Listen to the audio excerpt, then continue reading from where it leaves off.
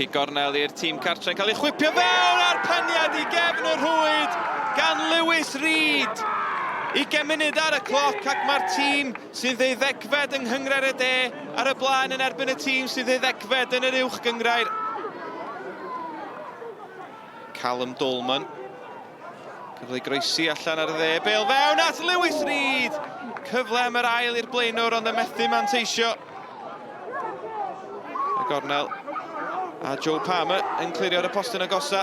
Dyma Dolman. Yn ôl at James Dolman. James Dolman yn meddwl ergydio gwneud hynny ar arbediad yn acrobataidd gan Lewis Dutton am gynnig gan yr amddiffynwr canol James Dolman. Yn trio crymanu honna, ond Dutton i'r adwy. Joe Palmer yn codi'r bêl I fewn i'r cwrt bach. George Pearce ar peniad yn taro'r trawst. A Davies yn o wedyn. Ac unwaith eto, Bale yn taro'r pren. Pearce ar peniad. A Pontardawe rwsyd yn rhwystro Airbus. Thomason, y capten a'r tafliad hir. Orton yn helpu'r Bale ymlaen a George Pearce oedd yno. I ddod ag Airbus yn gyfartal, chydig funudau I fynd tan yr egwyl. Pearce ar flaenau draed yn y cwrt bach. Mae'n 1-1.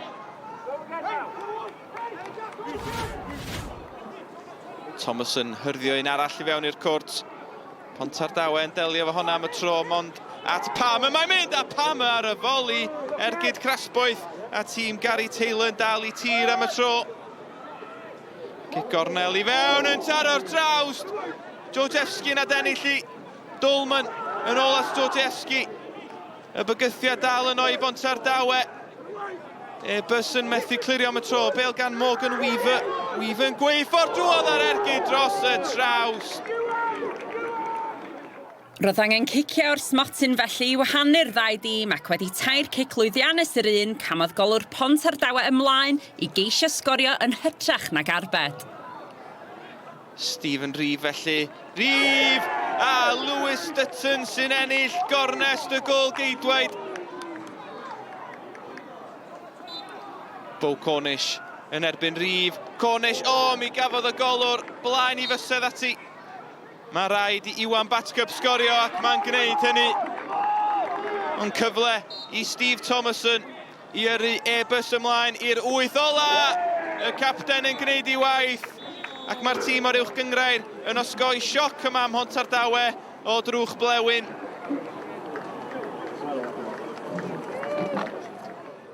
From our point of view, we've won the game, we're in the hat, we've gone through to the next round, and when you're in a position that we are in the league, this is a really nice distraction, so for us to go through, it's good for the lads, and hopefully we can take a bit of confidence from this. It's hurting at the moment, obviously, to lose it in the way we did, but no, proud of the boys. They can hold their heads up high in there. It was a set piece we conceded from, which is, we know the Welsh Premier League, it is percentages football, and that's the only threat they had was a set play, and to concede on it was frustrating. But I thought the boys, I thought largely we were the better team. I'd say they started brightly. Yeah, they scored the first goal, but I think if you look at the balance of play, we probably had the majority of it. We've had the most chances in the first half comfortably, and it's just a case of putting them in the back of the net. And I've been saying it for weeks now. It's about being ruthless in both boxes, and I think that's probably what's ended up taking it to penalties today, because I think we had more than enough chances to win that game.